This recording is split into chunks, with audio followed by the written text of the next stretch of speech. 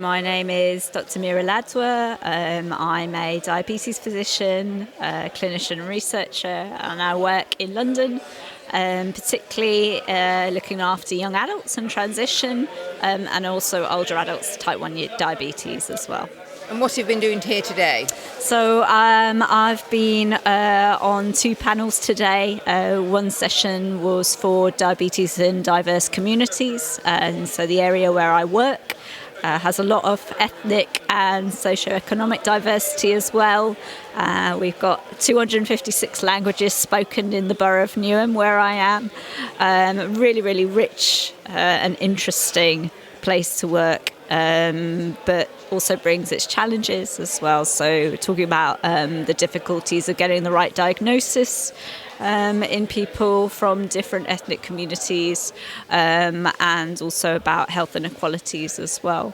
I was also in a second panel talking about transitions for young people with type 1 diabetes, because I run a young adult clinic, so I was there with a paediatric colleague, just talking to families and young people about what it's like to go from care under the paediatric team into the adult team, because it's often a very difficult and I think quite anxious time for a lot of people, and often a time when some people really struggle and find their diabetes even harder to manage than they usually do.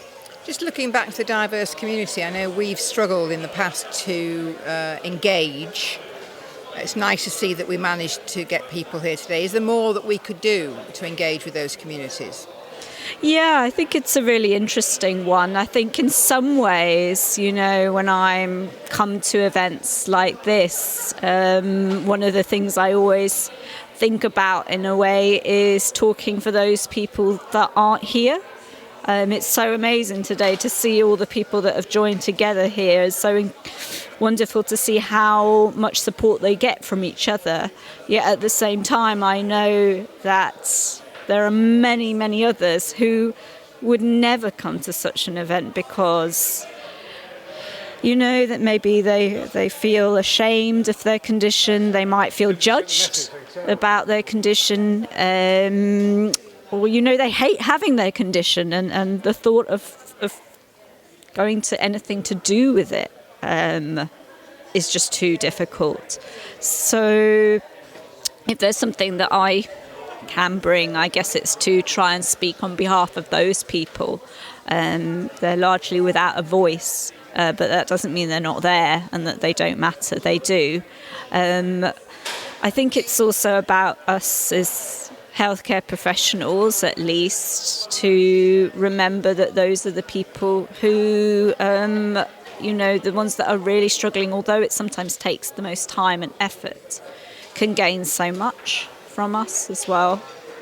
Sometimes it feels like, especially when you have not as many resources as you would like, not as much staff, not as much time, not as much money, that it's too difficult to do. But I think definitely with some of the work that we've done, we've shown that actually it's worth taking that time and that focus, because actually the benefits are huge, especially in the work that we've done locally with our sort of community work and encouraging people from certain communities to start using diabetes technology.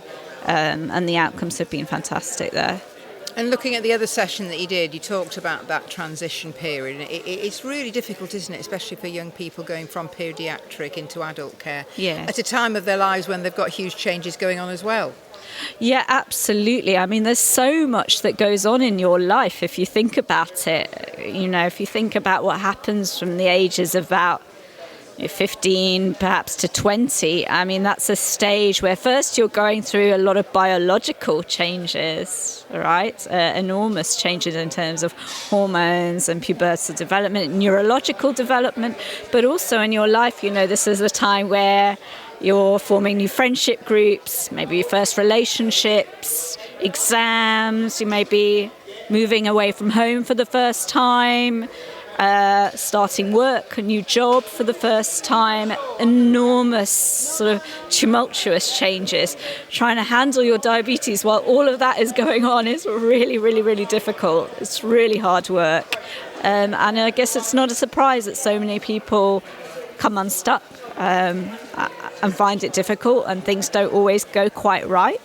I guess what I always say, though, is, people can be anxious, people can be frightened, especially their families are often very, very anxious about that move from that really comforting support in the pediatric team to the adult team, where that support starts to fade away.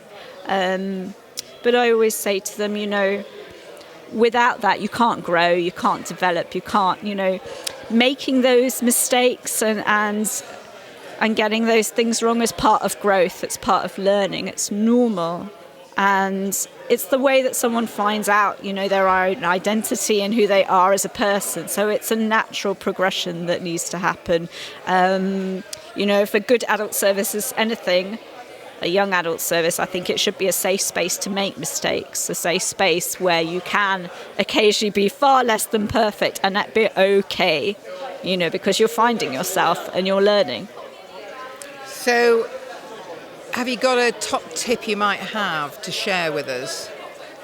Oh, I don't know that I do. What, for the families or the parents or for the young people themselves? Yeah. Oh, I mean, for the families, and I said that at the session, I said, trust in the strength of your child, actually. They've lived with a condition that other people their age have not had to live with. So they've got already an inbuilt resilience and maturity that's untapped there, that, is there as part of their strength. So trust in that. You would be amazed how capable people are when they're given that opportunity to do things for themselves.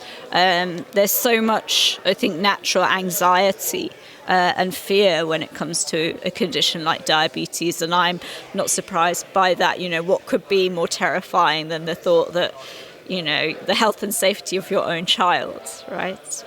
But to become that person that they need to be, that sort of balance between taking care of them but also letting go to allow them to take care of themselves. It's a difficult balance, but work with your diabetes team, but trust in your child's strength to do that as well. They often can if you let them. Fantastic.